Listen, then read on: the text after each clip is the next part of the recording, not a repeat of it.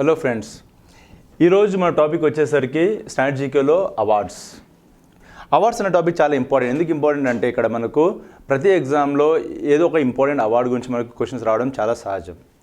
అయితే ఈరోజు అవార్డ్స్ టాపిక్లో మనం ఏం చేస్తున్నామంటే అంతర్జాతీయ స్థాయిలో అవార్డ్స్, అదేవిధంగా మన జాతీయ స్థాయిలో కూడా మనము అవార్డ్స్ని ఈరోజు కవర్ చేసే ప్రయత్నం చేస్తాం.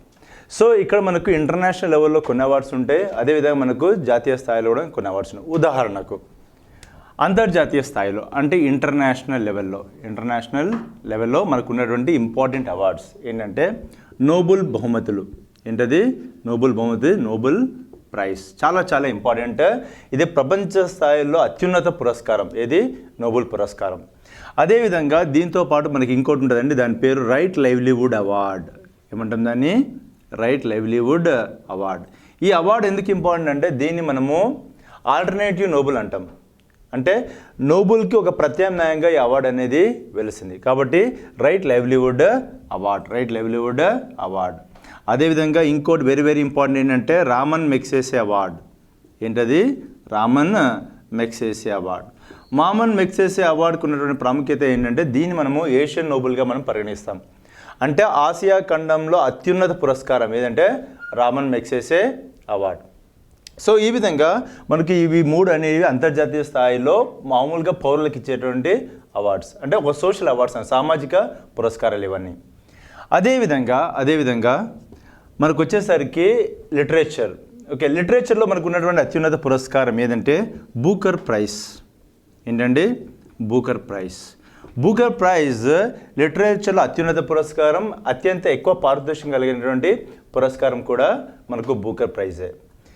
దాంతోపాటు మనకు సినిమాలో అత్యున్నత పురస్కారం మీకు అందరికీ తెలుసండి, అది ఆస్కార్ అవార్డ్స్. ఏంటంటే అది ఆస్కార్ అవార్డ్స్. అదేవిధంగా వీటితో పాటు ఆస్కార్ అవార్డ్స్తో పాటు మనకు సినిమా రంగంలో, కానీ ఇది కరెక్ట్గా సినిమా రంగం కాదు, మ్యూజిక్ ఇండస్ట్రీ అని మనం చెప్పొచ్చు. అంటే సంగీతం సంబంధించినటువంటి అవార్డ్స్. ప్రపంచంలో అత్యున్నత పురస్కారం ఏంటంటే గ్రామీ అవార్డ్స్.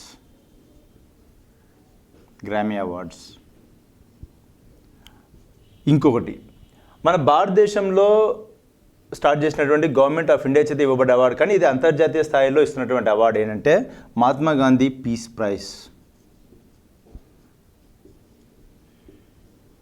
ఈ విధంగా వివిధ రంగాల్లో ఇస్తున్నటువంటి కొన్ని అంతర్జాతీయ పురస్కారాలు, అంటే చాలా ప్రముఖమైన అంతర్జాతీయ పురస్కారాలు. వీటన్నిటి గురించి ఈరోజు మనము మాట్లాడబోతున్నాం. అదేవిధంగా జాతీయ స్థాయిలో అంటే మన భారతదేశ స్థాయిలో నేషనల్ లెవెల్. జాతీయ స్థాయిలో చూసినట్టయితే మీకు అందరికీ తెలుసు అత్యున్నత పౌర పురస్కారం మన భారతదేశంలో ఏదంటే భారతరత్న. ఏంటండి అది? భారతరత్న. అదేవిధంగా భారతరత్న తర్వాత నెక్స్ట్ ఉన్నటువంటి పురస్కారం పద్మవిభూషణ్.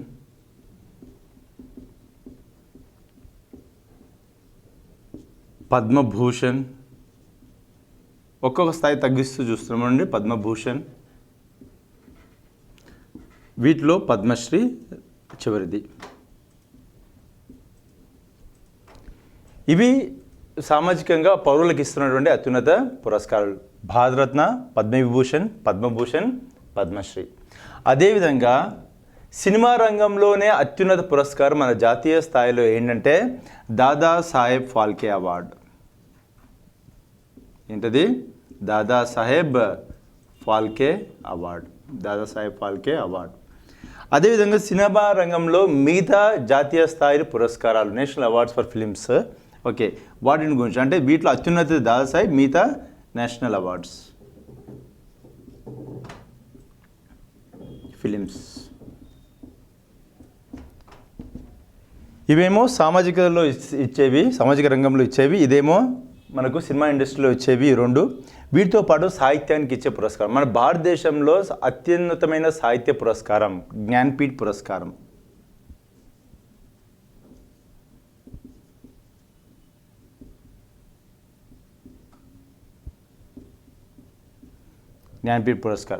అదేవిధంగా సాహిత్యంలో ప్రముఖంగా ఇంకా రెండు పురస్కారాలు ఉన్నాయండి. ఒకటి వచ్చేసరికి మనకు సరస్వతి సమ్మాన్,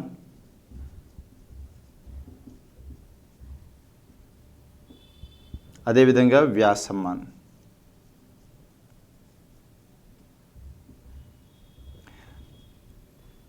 డిఫెన్స్లో పనిచేసే వాళ్ళు అంటే రక్షణ వ్యవస్థలు పనిచేసేవాళ్ళు, రక్షణ రంగంలో పనిచేసేవాళ్ళు, అది ఆర్మీ ఉండొచ్చు, ఎయిర్ ఫోర్స్ ఉండొచ్చు, నేవీ ఉండొచ్చు, వీళ్ళకి ఇస్తున్నటువంటి పురస్కారం మనం గ్యాలంట్రీ అవార్డ్స్ అంటాం. ఏమంటాం వాటిని?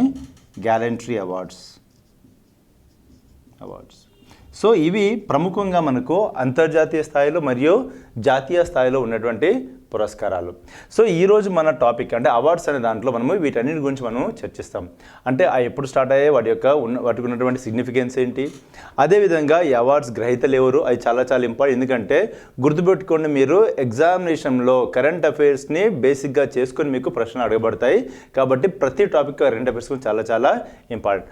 కాబట్టి చూడండి, ఇక్కడ అంతర్జాతీయ స్థాయిలో మనకు పురస్కారాలు ఏంటంటే Nobel prize, right livelihood award, Raman Magsaysay award, Booker prize. బూకర్లు మనకు 2 ఉన్నాయండి, ఒకటేమో నార్మల్గా బూకర్ ప్రైజ్, ఇంకోటేమో ఇంటర్నేషనల్ బూకర్ ప్రైజ్. అదేవిధంగా Oscar award, Grammy award and Mahatma Gandhi peace prize. అదేవిధంగా మనము జాతీయ స్థాయికి వచ్చేస్తే భారతరత్న అత్యున్నత పౌర పురస్కారం మన భారతదేశంలో. దాంతోపాటు పద్మవిభూషణ్, పద్మభూషణ్, పద్మశ్రీ, దాదాసాహెబ్ ఫాల్కే అవార్డు. మనకు సినిమా ఇండస్ట్రీలో అంటే మన భారతదేశ సినిమా ఇండస్ట్రీలో అత్యున్నత పురస్కారం ఏదంటే దాదాసాహెబ్ ఫాల్కే అవార్డు. అదేవిధంగా మనకు వేరే నేషనల్ అవార్డ్స్, ఓకే, మనకు నేషనల్ అవార్డ్స్ చాలా ఉంటాయండి. Best actor, best actress, best cinema, ఇవన్నీ నేషనల్ అవార్డ్స్. జ్ఞాన్పీఠ్ పురస్కారం, సరస్వతి సమ్మాన్ అవార్డు, వ్యాస్ సమ్మాన్ అవార్డు, ఈ 3 మనకు సాహిత్యానికి ఇస్తున్నటువంటి అవార్డు. ఏ విధంగా అయితే మనకు అంతర్జాతీయ స్థాయిలో మనకు బూకర్ ప్రైజ్ ఉంటుందో, మన జాతీయ స్థాయిలో అత్యున్నత పురస్కారం ఏంటంటే జ్ఞాన్పీఠ్ పురస్కారము, అదేవిధంగా సరస్వతి సమ్మాన్, వ్యాస్ సమ్మాన్ పురస్కారం సాహిత్య పురస్కారాలే. చివరిగా మనకు గ్యాలంటరీ అవార్డ్స్ ఆర్మీ కానీ, ఎయిర్ ఫోర్స్ కానీ, నేవీ కానీ ఈ రంగాలు ఇచ్చేటువంటి పురస్కారం. కాబట్టి ఈరోజు మనం వీటన్నిటి గురించి మనము ఈరోజు చర్చిస్తాం. చాలా ఇంపార్టెంట్ టాపిక్ అండి ఈ పురస్కారాల టాపిక్, ఓకేనా? సో ఫస్ట్ స్టార్ట్ చేద్దామండి. నోబెల్ ప్రైజెస్ ఏంటది? Nobel prices. ఈ నోబెల్ పురస్కారాలు మనకు ఎప్పుడు స్టార్ట్ అయ్యాయి? 1901లో. ఎప్పుడండి? 1901లో ఈ నోబెల్ పురస్కారాలు స్టార్ట్ అయ్యాయి. అయితే ఈ నోబెల్ పురస్కారం రావడానికి కారణం ఏంటి అంటే, ఇక్కడ మనం ఒక ప్రముఖమైన వ్యక్తి గురించి మనం మాట్లాడుకోవాలి. ఆయన ఎవరో కాదండి, ఆల్ఫ్రెడ్ నోబెల్. ఏం పేరు ఆయన పేరు? Alfred Nobel. ఆల్ఫ్రెడ్ నోబెల్ అనే వ్యక్తి ఎవరైతే ఉన్నారో, ఈ వ్యక్తి వల్లనే మనకు నోబెల్ పురస్కారాలు అనేవి మనకు వచ్చినాయి. అయితే ఈ వ్యక్తి వల్ల ఎందుకు వచ్చాయి? ఎవరు ఈ వ్యక్తి అంటే మీకు చాలామందికి తెలుసుంటుందండి. ఆల్ఫ్రెడ్ నోబెల్ డైనమైట్ని కనుగొన్నారు. ఏం కనుక్కున్నారు? ఆయన డైనమైట్ని కనుక్కున్నారు. అయితే ఈయన డైనమైట్ కనుక్కున్న తర్వాత ఇది ఒక పెద్ద ఇన్వెన్షన్ అని చెప్పేసి ఒక పెద్దగా కనుక్కున్నాడు. కాబట్టి ఈయన ఏమనుకున్నాడంటే, దీనివల్ల ప్రపంచానికి ఒక మంచి జరుగుతుంది, ఎందుకంటే ఒక కొత్త ఇన్వెన్షన్ కాబట్టి ఉపయోగపడుతుందని అనుకున్నారు. అలా ఉన్నటువంటి వ్యక్తి విషయంలో జీవితంలో ఒక చిన్న సందర్భం చోటు చేసుకుంది. ఎటువంటి సందర్భం చోటు చేసుకుందంటే, ఈ వ్యక్తి ఒకరోజు పేపర్ చదువుతుంటే ఆ యొక్క పేపర్లో ఒక న్యూస్ ఐటమ్ వచ్చిందండి. ఆ న్యూస్ ఐటంలో ఏమని రాస్తుందంటే, the merchant of death is dead. ఏమని రాస్తుంది? The merchant of death is dead అని రాస్తుంది. అయితే ఈ merchant of death is dead అని ఒక న్యూస్ ఐటమ్ రాసి ఉంటే నాకు చాలా ఇంట్రెస్టింగ్ అనిపించింది. ఏంటిది merchant of death is dead అంటే? ఏమంటున్నారు? చావుతో వ్యాపారం చేసే వ్యక్తి ఒక వ్యక్తి చనిపోయారని రాస్తున్నాడు. ఎవరి చావుతో వ్యాపారం చేసిన వ్యక్తి అని చెప్పేసి ఆయనకు కాస్త ఇంట్రెస్టింగ్ అనిపించేసి ఏం చేశాడంటే ఈ న్యూస్ ఐటమ్ చదవసాగాడు. సో న్యూస్ ఐటంలో ఇక ఏమని రాస్తుందండి, ఇలా చదువుతుంటే ఆల్ఫ్రెడ్ నోబెల్ అనే ఒక వ్యక్తి చనిపోయాడని చెప్పేసి రాస్తుంది. చదువుతున్నది ఎవరు? మళ్ళీ ఆల్ఫ్రెడ్ నోబెలే. మరి ఆల్ఫ్రెడ్ నోబెలే న్యూస్ పేపర్ చదువుతున్నాడు, అక్కడ ఏమని రాస్తున్నారు? ఆల్ఫ్రెడ్ నోబెల్ చనిపోయారని రాస్తున్నారు. ఈయనకు ఏంటి ఇలా నా పేరు ఎందుకు రాశారని చెప్పేసి కాస్త ఆలోచించాడు. అప్పుడు తెలిసింది ఏంటంటే తన కజిన్ ఎవరో చనిపోయారు, ఆయన పేరు కూడా ఏదో నోబెల్ ఉంది కాబట్టి వీళ్ళు న్యూస్ వాళ్ళు ఏం చేశారు, ఆల్ఫ్రెడ్ నోబెల్ చనిపోయారు అనుకుని అలా వేశారు. సరే న్యూస్ ఐటమ్ వేశారు, మరి ఎందుకు ఈ హెడ్డింగ్ నాకు అర్థం కాలేదు. ఏంటి? The merchant of death is dead. ఒకవేళ నిజంగా నేను చనిపోతే నాకు వచ్చే హెడ్డింగ్ ఇదేనా అని చెప్పేసి ఆయన కాస్త ఆలోచించాడు. మర్చెంట్ ఆఫ్ డెత్, నేను చావుతో వ్యాపారం ఏం చేశానని చెప్పేసి ఒకసారి ఆలోచిస్తే ఇప్పుడు ఆయనకు విషయం అర్థమైంది. ఏమని అర్థమైంది? ఆయన కనుక్కున్నటువంటి డైనమైట్ ఏదైతే ఉందో దీంతో కొన్ని అణ్వాయుధాలు తయారు చేయడానికి ఉపయోగపడతాయి కాబట్టి వీటి ద్వారా మనుషులను చంపేస్తారు కాబట్టి దానికి ఆయనకు డబ్బులు కానీ లేకపోతే తనకి యొక్క పేరు ప్రతిష్టలు అన్నీ వచ్చాయి కాబట్టి అప్పుడు తనకు అర్థమైంది ఏంటి అంటే తను కనుక్కున్నది ఒక మంచిది కాదు, ఒక ప్రపంచానికి హాని చేసే ఒక విషయాన్ని మేము కనుగొన్నా అని చెప్పేసి అప్పుడు ఆయన అర్థం చేసుకొని ఆయన కుమిలిపోయాడు. అంటే ఇటువంటి ఒక ఇన్వెన్షన్ చేసేది లేకుండే అని చెప్పేసి ఆయన చాలా పశ్చాత్తాపడ్డాడు. కాబట్టి ఏ విధంగానే సరే ఈ చేసిన తప్పుకు ప్రాయశ్చితం చేసుకోవాలి, మరి ఏం చేయాలి అని చెప్పేసి ఈ వ్యక్తి ఆలోచించాడు. ఆలోచించిన తర్వాత చివరిగా ఏం చేశాడంటే తను ఒక వీలునామా రాసుకున్నాడు. ఏమని రాసుకున్నాడంటే తన ఆస్తిలో 98% మొత్తం తనకున్నటువంటి ఆస్తిని ఉపయోగించుకొని ఓ పురస్కారాలు స్టార్ట్ చేయాలి. దాని పేరు ఏం పేరు అంటే నోబెల్ పురస్కారాలు. దాని పేరు నోబెల్ పురస్కారాలు. ఈ విధంగా ఈ పురస్కారాలు ఎవరికి ఇవ్వాలి మరి అంటే ఆయన చెప్పింది ఏంటంటే ఒక గొప్ప ఇన్వెన్షన్ కాదు, ఒక గొప్ప ఇన్వెన్షనే కాదు, దాంతోపాటు అది ఒక మంచి ఇన్వెన్షన్ అయి ఉండాలి. అంటే గొప్ప విషయాలు కాకుండా ఒక మంచి విషయాలకు ఎవరైతే దోహదపడ్డారో వాళ్ళకే ఈ యొక్క పురస్కారం అందించాలని చెప్పేసి ఆయన ఈ యొక్క వీలునామాను రాశాడు. సో ఆ విధంగా ఏంటంటే స్వీడన్ అకాడమీ వాళ్ళకు ఆ బాధ్యతను అప్పచెప్పాడు. ఎవరికి అప్పచెప్పాడు? స్వీడన్ అకాడమీ వాళ్ళకు ఆ బాధ్యతను అప్పచెప్పేసి వాళ్ళని ఈ పురస్కారాలు ఇవ్వవలసిందిగా వాళ్ళని కోరాడు. అదేవిధంగా ఈ పురస్కారాలు ఎవరికి రావాలి, ఎవరికి చెందాలి, ఆ యొక్క విజేతలు ఎవరై ఉండాలి అన్న దాని విషయం చూస్తే ఇక్కడ దానికోసం కమిటీని నియమించారు. దాని పేరు ఏం పేరు అంటే నార్వేన్ నోబెల్ కమిటీ. ఏం పేరు దాని పేరు? నార్వేన్ నోబెల్ కమిటీ. సో ఈ పురస్కారాలు ఏవైతే ఉన్నాయో అందించేది ఏమో స్వీడన్ అకాడమీ, ఆ యొక్క విజేతలను సెలెక్ట్ చేసేది ఎవరు అంటే నార్వేన్ నోబెల్ కమిటీ. అయితే ఈ పురస్కారం విషయానికి వచ్చేసరికి ఇది నాన్ పోస్టమస్ అవార్డ్, అంటే బతుకుంటేనే ఈ పురస్కారం అందజేస్తారు. ఒకవేళ ఆ వ్యక్తి మరణిస్తే మాత్రం ఈ పురస్కారాలను ఇవ్వడం జరగదు. కాబట్టి ఇది ఇంకో విషయం ఏంటంటే ఇది non posthumous award, non posthumous award. అదేవిధంగా ఈ యొక్క పురస్కారం చాలా అత్యున్నత పురస్కారం అండి. తనకున్నటువంటి ఆస్తి మొత్తాన్ని దీనికోసం దారిపోస్తాడు. కాబట్టి దీని ద్వారా వచ్చే ప్రైజ్ మనీ చాలా ఎక్కువనే ఉంటుందండి. దాదాపుగా ఈ ప్రైజ్ మనీ వచ్చేసరికి 10 మిలియన్ స్వీడిష్ క్రోనార్. క్రోనార్ అనేది స్వీడన్ వాళ్ళ కరెన్సీ అండి. 10 మిలియన్, 1 మిలియన్ అంటే దాదాపుగా 10 లక్షలు, 10 మిలియన్ అంటే కోటి స్వీడిష్ క్రోనార్లు వీళ్ళు అందజేస్తారనమాట. ఓకే, 1 క్రోనార్ దాదాపుగా 11-12 రూపాయలు, అంటే దాదాపుగా 11-12 కోట్ల రూపాయల ఈ యొక్క విలువ అనమాట. సో ఈ విధంగా ఈ యొక్క నోబెల్ ప్రైజ్ ఎవరికైతే వస్తుందో వీళ్ళకి ఇంత ప్రైజ్ మనీ వస్తుంది. అదేవిధంగా వీళ్ళకు ప్రపంచ స్థాయిలో పేరు ప్రఖ్యాతలు అనేవి వీళ్ళకి వస్తాయి. ఈ విధంగా ఈ స్వీడిష్ అకాడమీ వాళ్ళు ఏం చేశారంటే ఈ యొక్క నోబెల్ పురస్కారాలు ఇవ్వడం స్టార్ట్ చేశారు. అయితే ఈ పురస్కారాలు ఏ రంగాల్లో ఇవ్వాలి అని ఆలోచించినప్పుడు వీళ్ళు చెప్పింది ఏంటంటే మొట్టమొదటిగా ఈ పురస్కారం వచ్చేసరికి శాంతి అంటే ఏంటి? పీస్. ఓకే, శాంతి రంగంలో ఒకటి పీస్. అదేవిధంగా ఈ పురస్కారం వచ్చేసరికి మనకు పీస్తో పాటు లిటరేచర్ అంటే ఏంటి? సాహిత్యం. లిటరేచర్ అంటే సాహిత్యం. అదేవిధంగా వీటిలో వచ్చేసరికి ఇంకోటి ఏంటంటే మెడిసిన్, వైద్యం, ఫిజిక్స్, భౌతిక శాస్త్రం, కెమిస్ట్రీ, రసాయన శాస్త్రం. ఈ 5 రంగాల్లో ఈ నోబెల్ పురస్కారాన్ని ఇవ్వాలని చెప్పేసి మొదట ఎవరు అనుకున్నారంటే ఆల్ఫ్రెడ్ నోబెల్ అనుకున్నారు. ఆయన వీలునామాలో అలానే రాశారు. ఆయన రాసిన వీలునామా ప్రకారం 1901 నుండి స్వీడన్ అకాడమీ వాళ్ళు ఈ 5 రంగాల్లో నోబెల్ పురస్కారాన్ని అందజేస్తూ ఉన్నారు. అయితే 1969 అంటే 68లో ఈ వ్యవహారం జరిగింది, 69లో ఇది అమల్లోకి వచ్చింది. ఏంటది అంటే ఉన్నటువంటి 5కి ఇంకొకటి యాడ్ అయింది, దాన్నే ఎకనామిక్స్. అయితే ఎకనామిక్స్లో నోబెల్ పురస్కారం ఇవ్వాలన్నప్పుడు ఫస్ట్ వీళ్ళు ఒప్పుకోలేదు. అయితే స్వీడన్ బ్యాంక్ వాళ్ళు ఎవరైతే ఉన్నారో వాళ్ళు ఏమన్నారంటే మాకు ఆ పేరు మాత్రమే కావాలి, దానికి కావాల్సినటువంటి ప్రైజ్ మనీ మొత్తం మేము స్పాన్సర్ చేస్తామని చెప్పేసి స్వీడన్ బ్యాంక్ ముందుకు వస్తే అప్పుడు స్వీడన్ అకాడమీ మరియు నార్వే నోబెల్ కమిటీ వాళ్ళు తర్జన చేసి ఏం చేశారు, మొత్తానికి ఎకనామిక్స్ ఒకదాన్ని అలో చేయాలని చెప్పేసి వాళ్ళు నిర్ణయించుకున్నారు. దాని తర్వాత ఇప్పటివరకు మళ్ళీ ఏ పురస్కారం దీనిలో యాడ్ చేయలేదు, బేసిక్గా యాడ్ చేయరు కూడా.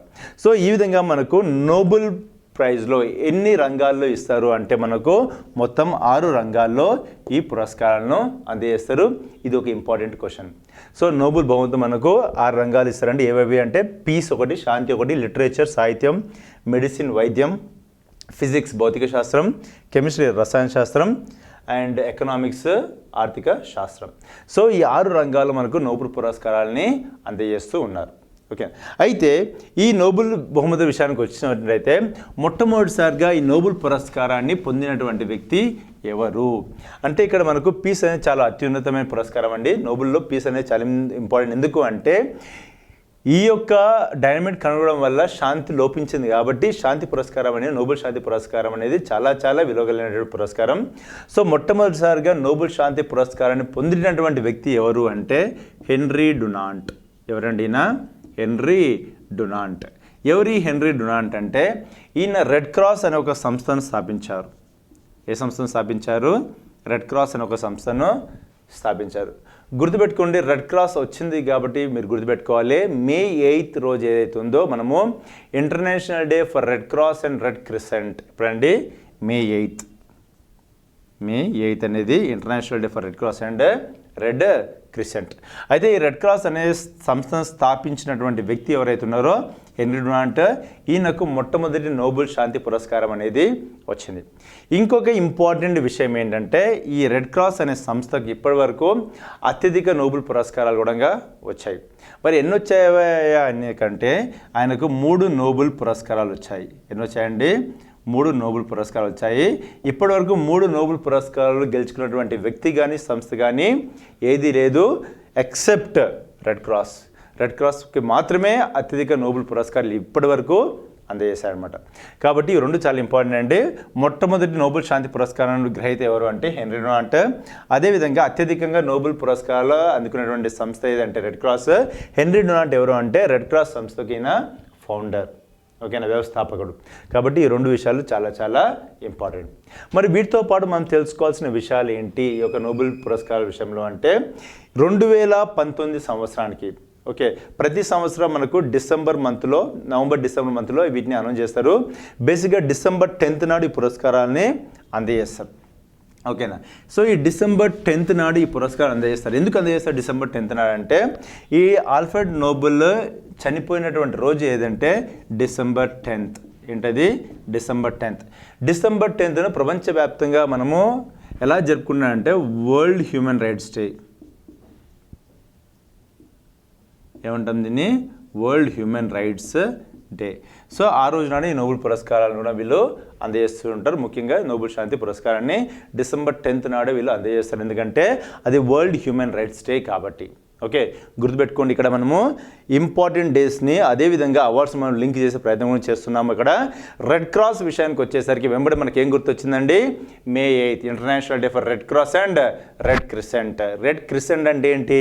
రెడ్ క్రాస్ అంటే మనకు క్రాస్ సింబల్ ఉన్నటువంటి రెడ్ కలర్లో ఉంటుంది. క్రిసెంట్ అంటే ఏంటి అంటే ఇలా ఉంటుంది. మామూలుగా ఒక సగం చందమామ ఉండేసి ఒక స్టార్ ఉంటుంది కదా, దాన్ని క్రిసెంట్ అంటాము. ఆ సంస్థ అలా స్థాపించబడ్డది కాబట్టి కానీ రోజు గడుస్తున్న కొద్దీ రెడ్ క్రాస్ అనేది చాలా ఫేమస్ అయిపోయింది. కానీ ఆ సంస్థ మొత్తం పేరు ఏంటంటే red cross and red crescent. ఏంటది? Red cross and red crescent.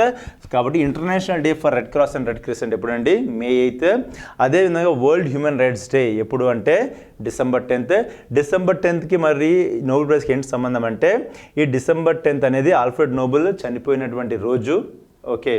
కాబట్టి ఆ రోజుకు ఆయన వర్ధంతి అనమాట. ఆ రోజు మనము వరల్డ్ హ్యూమన్ రైట్స్ డే లాగా మనము జరుపుకుంటున్నాం అనమాట. సో ఆ రోజు నాడు ఈ నోబెల్ పురస్కారం కూడా వీళ్ళు అందజేస్తుంటారు. సో ఎన్ని రంగాలు అందజేస్తారు వీటిని? బేసిక్గా వీటిని 6 రంగాలు అందజేస్తారు. 1901 నుండి మనకు 5 రంగాలు అందజేస్తున్నారు. ఎకనామిక్స్ విషయానికి వచ్చేసరికి 1969లో మొట్టమొదటి ఎకనామిక్స్ పురస్కారాన్ని వాళ్ళు అందజేశారు. అయితే ఇప్పుడు మనకు ఎగ్జామినేషన్ పాయింట్ ఆఫ్ వ్యూలో ఏంటి ఇంపార్టెంట్ అంటే ఈ రంగాల్లో ఎవరెవరికి నోబెల్ పురస్కారాలు అందజేశారు అన్న విషయం చాలా చాలా ఇంపార్టెంట్. ఆ విషయం మనం కాస్త చూద్దాం. అయితే ఈ విషయానికి వచ్చేసరికి మనకు మొట్టమొదటి నోబెల్ శాంతి బహుమతి. నోబెల్ శాంతి బహుమతి 2019 సంవత్సరానికి ఎవరికి అందజేయబడింది? ఓకే, నోబెల్ శాంతి బహుమతి వచ్చేసరికి అబే అహ్మద్. ఏం పేరు? ఆయన పేరు అబే అహ్మద్.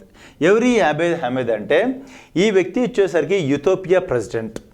ఏ దేశానికి ఈయన అధ్యక్షుడు? యూథోపియా ప్రెసిడెంట్ అనమాట. అయితే ఈ యూథోపియా ప్రెసిడెంట్కి ఎందుకు ఈ పురస్కారాన్ని అందజేశారు అంటే గుర్తుపెట్టుకోండి, ఈ అబే అహ్మద్ అనే వ్యక్తి ఎవరైతే ఉన్నారో యూరత్రియా అనే ఒక దేశంతో వీళ్ళకు వార్ ఉంది, ఒక యుద్ధం ఉంది. ఆ యుద్ధానికి ఈయన చర్మగీతం పాడాడు. చర్మగీతం పాడడం వల్ల ఏమైంది అంటే ఈ 2 దేశాల మధ్యలో మనుషులు కానీ ఈ యొక్క వార్ మొత్తం కంప్లీట్ అవ్వడం వల్ల ఏమైంది అంటే ఒక శాంతి అనేది నెలకొల్పబడ్డది. దీనివల్ల చాలామంది ప్రాణాలను ఈయన కాపాడగలిగారు. కాబట్టి ఈయన చేసినటువంటి ఈ యొక్క సేవకు కానీ ఈయన సాధించినటువంటి ఈ విజయానికి కానీ ఈయనను నోబెల్ అకాడమీ ఎవరైతే ఉన్నారో, స్వీడిష్ అకాడమీ ఎవరైతే ఉన్నారో వాళ్ళు ఏం చేశారంటే నోబెల్ శాంతి పురస్కారాన్ని అందజేశారు. ఎవరి వ్యక్తి అంటే అబే అహ్మద్. ఈయన ఏ దేశానికి అధ్యక్షుడు? ఇథియోపియా దేశానికి అధ్యక్షుడు. ఒక్కొక్కసారి మనకు క్వశ్చన్ డైరెక్ట్గా రాకపోవచ్చు, ఇండైరెక్ట్గా కూడా అడుగుతారు. ఏమని అడుగుతారు అంటే అబే అహ్మద్కు నోబెల్ శాంతి పురస్కారాన్ని 2019 సంవత్సరానికి ఇవ్వడం జరిగింది. ఈయన ఏ దేశానికి అధ్యక్షుడు? ఆన్సర్ ఏంటంటే మనకు ఇథియోపియా. చూడండి, ఇంత ఇండైరెక్ట్ కూడా అడగడానికి ఆస్కారం ఉంది. కాబట్టి ఏదైనా క్వశ్చన్ చదువుకునేటప్పుడు దానికి సంబంధం ఉన్న వేరే విషయాలు కూడా చదువుకోవడం చాలా చాలా ఇంపార్టెంట్. ఈయన ఏ దేశంతో ఒక యుద్ధాన్ని ఆపగలిగాడు అంటే యూరోత్రియా అనే ఒక దేశంతో, యూరోత్రియా అనే దేశంతో యుద్ధాన్ని ఆపగలిగాడు. ఎవరు? అబే అహ్మద్ అలీ అని అంటారు. మొత్తం పేరు అబే అహ్మద్ అలీ. అదేవిధంగా సాహిత్యానికి, లిటరేచర్ చాలా చాలా ఇంపార్టెంట్. ఎందుకు ఇంపార్టెంట్ అంటే ఇక్కడ మనకు 2019 సంవత్సరం ఒకటే కాదు, లిటరేచర్ విషయానికి వచ్చేసరికి 2018 సంవత్సరం గురించి మనం మాట్లాడాలి. ఎందుకు అంటే 2018 సంవత్సరానికి నోబెల్ లిటరేచర్ ఇవ్వడం జరగలేదు. ఎందుకు జరగలేదు అంటే మీకు గుర్తుంటే 2018 సంవత్సరంలో మీ టూ క్యాంపెయిన్ అనేది ఒకటి నడిచింది. అంటే ఎవరైనా వర్క్ ప్లేస్లో కానీ లేకపోతే వాళ్ళు పనిచేస్తున్నటువంటి ఆఫీస్లో కానీ అమ్మాయిల పైన ఎవరైనా అత్యాచారాలు పాడిపోయి ఉంటే, వాళ్ళని ఎవరైనా ఇబ్బంది పెట్టి ఉంటే, ఇటువంటి విషయాల్లో ఎవరు జరిగి ఉంటే చాలామంది మహిళలు ఏం చేశారంటే బయటకు వచ్చేసి దాన్ని చాలా ధైర్యంగా వాళ్ళు చెప్పగలిగారు. చెప్పేసి ఎవరైతే తప్పు చేశారో వాళ్ళ మీద కేసులు వేయించారు. అదేవిధంగా తప్పు చేసిన వాళ్ళకి శిక్ష పడడం జరిగింది. ఈ విధంగా ఇదేంటంటే ఒక దావలంలో పెరిగింది. అంటే ఎక్కడో చూడ స్టార్ట్ అయింది, అది అలా అలా అలా ప్రపంచం మొత్తాన్ని తాకింది. అయితే ఈ యొక్క మీ టూ క్యాంపెయిన్ ఏదైతే ఉందో వెళ్ళి ఈవెన్ నోబెల్ కమిటీని కూడా తాకింది. ఎలా తాకింది అంటే నార్వే నోబెల్ కమిటీ ఏదైతే మనకు విజేతలు ఎన్నుకుంటారని చెప్పానో అక్కడ సాహిత్యానికి సంబంధించినటువంటి ఒక కమిటీ, అంటే Norway Nobel committee for literature, అంటే సాహిత్యానికి సంబంధించినటువంటి నార్వే నోబెల్ కమిటీలో ఎవరైతే జ్యూరీ ఉంటారో, విన్నర్స్ని సెలెక్ట్ చేసే జ్యూరీ ఉంటారో అక్కడ ఉన్నటువంటి ఒక మహిళ యొక్క హస్బెండ్, ఓకే, ఇటువంటి ఎక్కడో ఏదో అగత్యాలు పాల్పడినట్టున్నాడు. సో ఆయన మీద కంప్లైంట్ రావడం చేత వీళ్ళు ఏం చేశారంటే 2018 సంవత్సరానికి నోబెల్ ప్రైజ్ ఫర్ లిటరేచర్ని ఆపేశారు. ఎందుకంటే ఎవరైనా ఇన్ఫ్లుయెన్స్ చేసి ఉంటారేమో అన్న ఒక ఉద్దేశంతో 2018 సంవత్సరానికి నోబెల్ ప్రైజ్ ఫర్ లిటరేచర్ ఇవ్వలేదు కాబట్టి దాని గురించి కూడా క్వశ్చన్ అవడానికి స్కోప్ ఉంది. ఎలాగంటే లిటరేచర్కి వచ్చేసరికి మామూలుగా 2019 సంవత్సరానికి పీటర్ హ్యాండ్కే ఎవరికి వచ్చిందండి? పీటర్ హ్యాండ్కేకి వచ్చింది. అదేవిధంగా 2018 సంవత్సరానికి, అంటే లాస్ట్ ఇయర్ ఇది బ్యాక్లాగ్లో మిగిలిపోయింది, దాన్ని ఈ సంవత్సరం ఇచ్చారు. ఈ 2018 సంవత్సరానికి వచ్చేసరికి ఓల్గా టోకర్జుక్ ఎవరికి ఇచ్చారండి?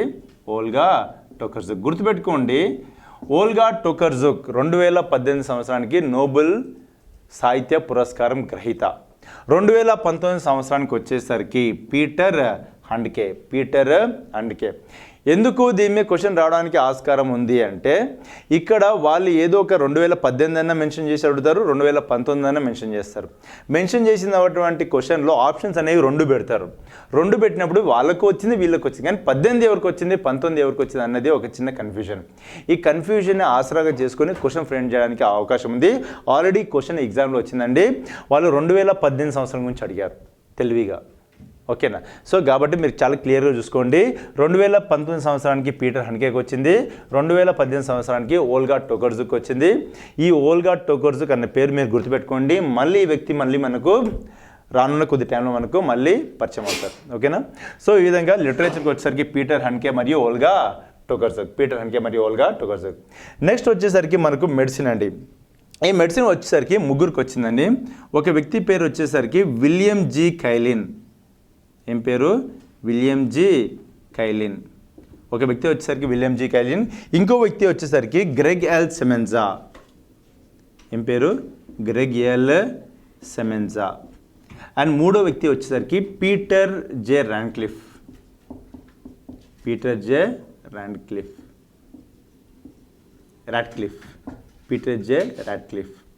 సో ఈ విధంగా ఈ ముగ్గురు వ్యక్తులకు ఎవరెవరు? William G Kaelin, Gregg L Semenza, Peter J Ratcliffe. ఈ ముగ్గురు వ్యక్తులకు మనకు నోబెల్ బహుమతి దేనిలో వచ్చింది? మెడిసిన్లో వచ్చింది. దేనిలో వచ్చిందండి? మెడిసిన్లో వచ్చింది. కాబట్టి పీస్ వచ్చేసరికి అబే అహ్మద్, లిటరేచర్ వచ్చేసరికి 2019 సంవత్సరానికి పీటర్ హెండ్కే, 2018 సంవత్సరానికి ఓల్గా టోకర్జుక్. అదేవిధంగా మెడిసిన్కి వచ్చేసరికి ముగ్గురికి వచ్చిందండి, William G Kaelin, Gregg L Semenza, Peter J Ratcliffe. తర్వాత భౌతిక శాస్త్రం, ఫిజిక్స్ అండి. ఈ ఫిజిక్స్ వచ్చేసరికి ఒక వ్యక్తి వచ్చేసరికి మైఖేల్ మేయర్.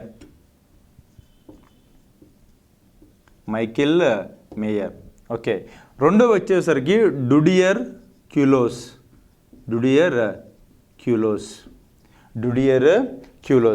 మూడో వ్యక్తి వచ్చేసరికి జిమ్ పెబల్స్. ఏం పేరు ఆయన పేరు? Gym pebbles. కొంతమంది జేమ్స్ పెబల్స్ అని కూడా అంటారు. సో ఈ విధంగా ముగ్గురు వ్యక్తులు, మైఖేల్ మేయర్ ఒకరి, డుడియర్ క్యూలోస్ ఒకరి, జిమ్ పెబల్స్ ఒకరు. చూడండి ఇక్కడ కొద్ది పేర్లు గుర్తుపెట్టుకోవడం కొద్ది కష్టంగా ఉంటుంది, కానీ మీరు పదే చూసినట్టయితే కనీసం ఆప్షన్స్ చూసినా సరే మీరు రైట్ ఆన్సర్కి రావడానికి ఆస్కారం ఉంటుంది. కాబట్టి మొత్తానికి గుర్తుపెట్టుకోవడం మానేయకుండా మీరు దాన్ని పదే చూసినట్టయితే మీకు ఇది కొద్దిగా గుర్తుండడానికి, ఆప్షన్ బట్టి మీరు ఆన్సర్ చేయడానికి మీకు అవకాశం ఉంటుంది. కాబట్టి కొద్దిగా దీన్ని కాన్సన్ట్రేట్ చేయండి. Michel Mayor, Didier Queloz, Jim Peebles. ఈ ముగ్గురికి మనకు దేంట్లో వచ్చిందండి? ఫిజిక్స్లో వచ్చింది. తర్వాత వచ్చేసరికి కెమిస్ట్రీ అండి. కెమిస్ట్రీలో కూడా మనకు ముగ్గురు గ్రహీతలకు వచ్చింది. ఎవరా ముగ్గురు అంటే జాన్ బి గుడెనఫ్,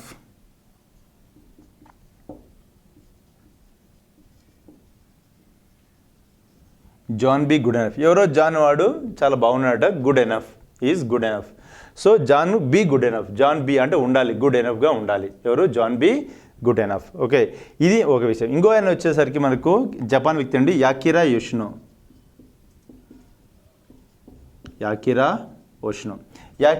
ఒక వ్యక్తి. అండ్ మూడో వ్యక్తి వచ్చేసరికి ఎం Stanley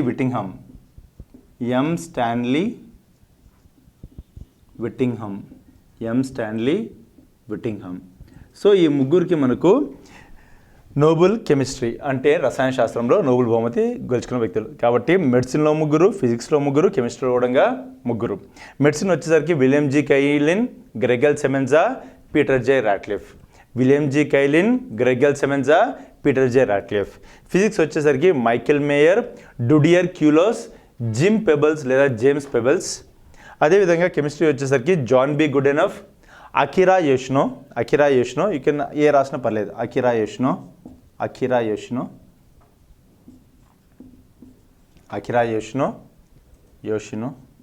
okay. M Stanley Whittingham. తర్వాత వచ్చేసరికి మనకు ఆర్థిక శాస్త్రం అండి, ఎకనామిక్స్. Very important. ఎందుకు ఇంపార్టెంట్ అంటే మన భారతదేశ సంతతికి చెందినటువంటి వ్యక్తి కూడా ఈసారి నోబెల్ పురస్కారం వచ్చింది. ఎవరా వ్యక్తి అంటే మొట్టమొదటి వ్యక్తి వచ్చేసరికి ఇక్కడ మనకు అభిజిత్ బెనర్జీ. ఎవరండి?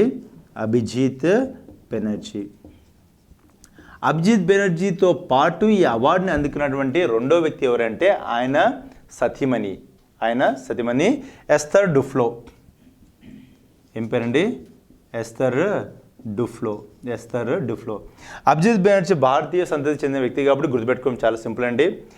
ఈమెకు ఏంటి సంబంధం అంటే ఇద్దరు వైఫ్ అండ్ హస్బెండ్, భార్యాభర్తలు. కాబట్టి భార్యను కూడా మనం గుర్తుపెట్టుకుని కొద్దిగా ఈజీ అవుతుంది. దాంతోపాటు మనకు ఇంకో వ్యక్తి ఉన్నారండి, మైఖేల్ క్రామర్. ఫిజిక్స్లో ఎవరు? Michel Mayor. అదే ఎకనామిక్స్లో ఎవరు? Michael Cramer. సో అలా మీరు ఐడెంటిఫై చేసుకోవాలి, మైఖేల్ క్రామర్. సో ఈ విధంగా 2019 సంవత్సరానికి నోబెల్ బహుమతులు అందుకున్నటువంటి విజేతల లిస్ట్ అండి ఇదంతా. ఓకేనా? మరొకసారి మీకు చెప్తున్నాను, ఈ నోబెల్ బహుమతి అనేది మనకు 1901లో స్టార్ట్ అయింది. ఎవరి వల్ల స్టార్ట్ అయింది అంటే మీకు ఆల్రెడీ తెలుసు, ఆల్ఫ్రెడ్ నోబెల్ అనే ఒక వ్యక్తి వల్ల స్టార్ట్ అయింది. ఆయన ఒక శాస్త్రవేత్త. అయితే ఆల్ఫ్రెడ్ నోబెల్ కనుక్కున్నటువంటి డైనమైట్ వల్ల ఈ ప్రపంచంలో ఏర్పడబోయే ఒక విపత్కరమైన పరిస్థితులను చూసిన తర్వాత ఆయన ఏం చేశారంటే దానికి ఒక ప్రాయశ్చితంగా ఈ నోబెల్ ప్రైజ్ని తీసుకొచ్చారు. ఈ నోబెల్ బహుమతులు ఎవరైతే ఉన్నాయో వీటిని అందజేసే సంస్థ స్వీడన్ అకాడమీ. ఈ యొక్క విజేతలను ఎన్నుకునేటువంటి సంస్థ ఎవరు అంటే నార్వే నోబెల్ కమిటీ.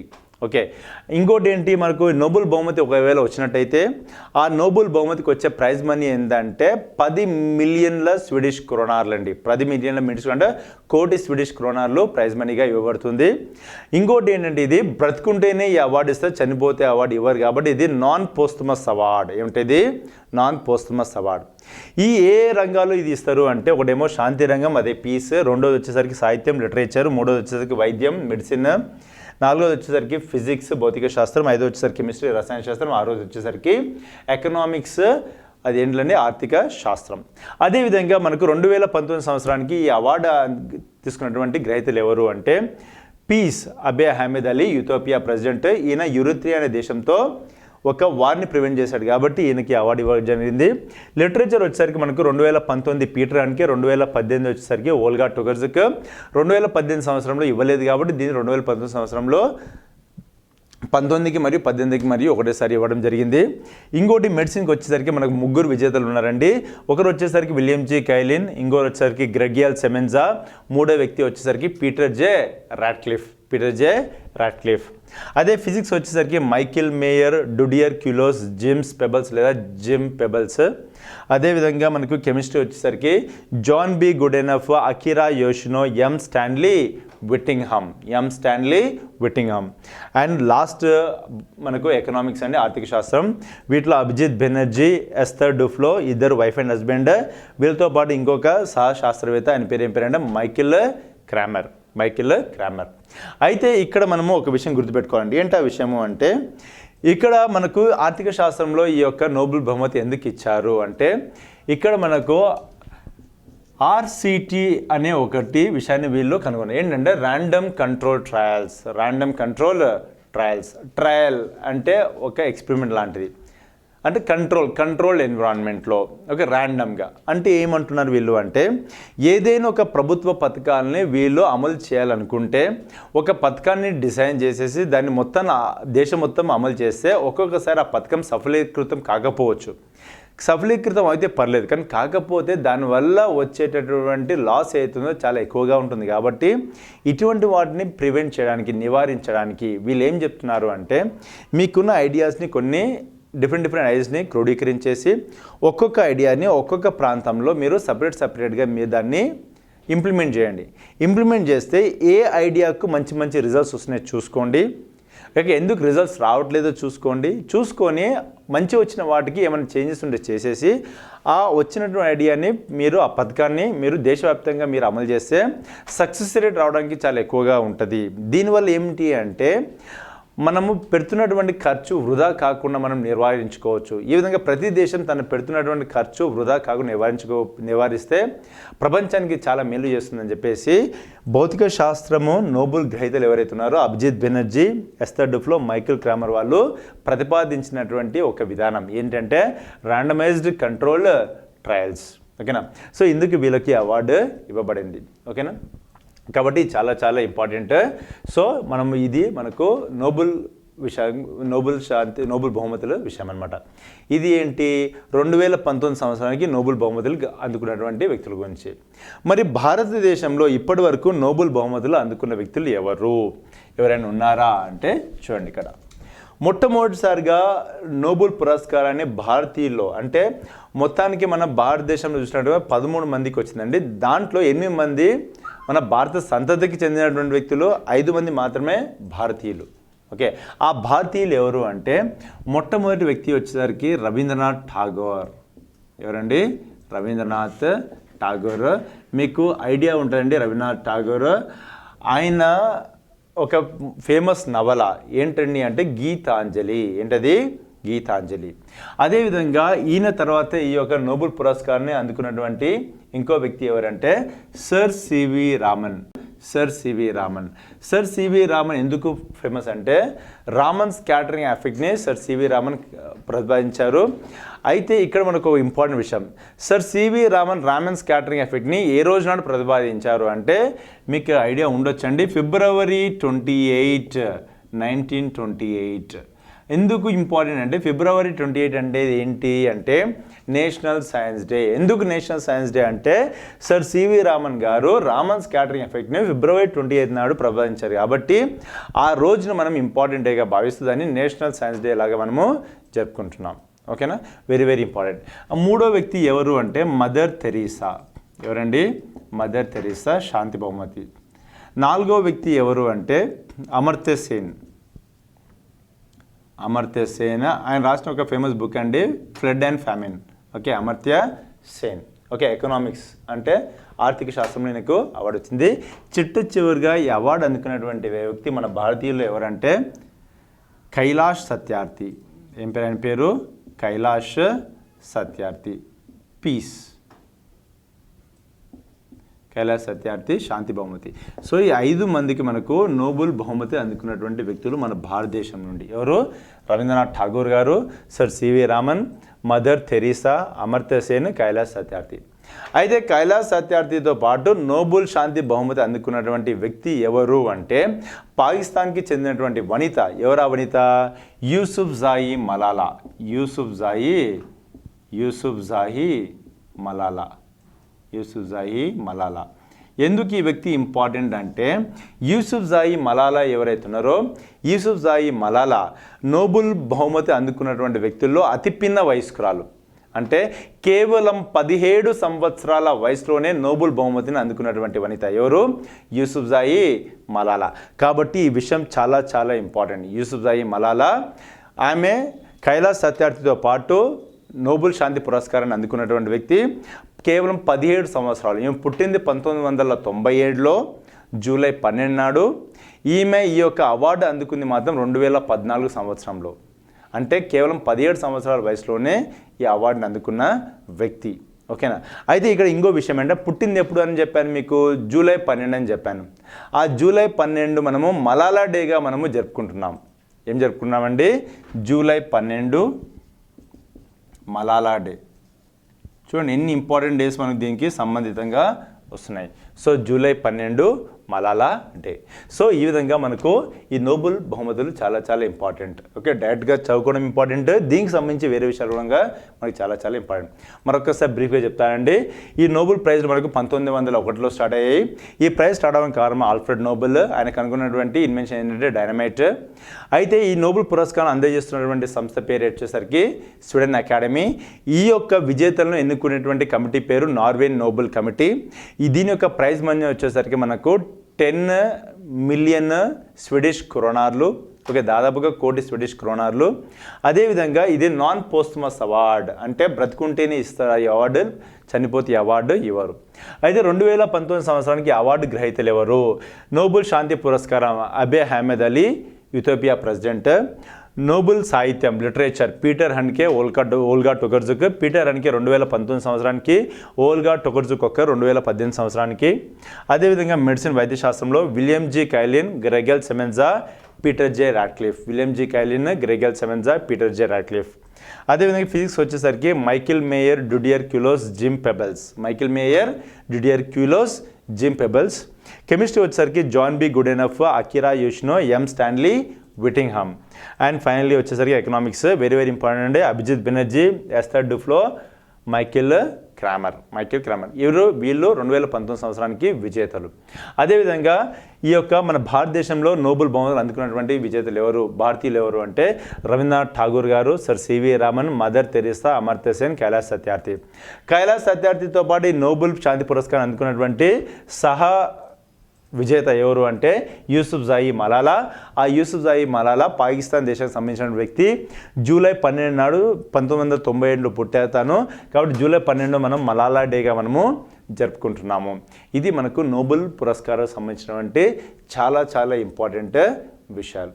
ఓకేనండి.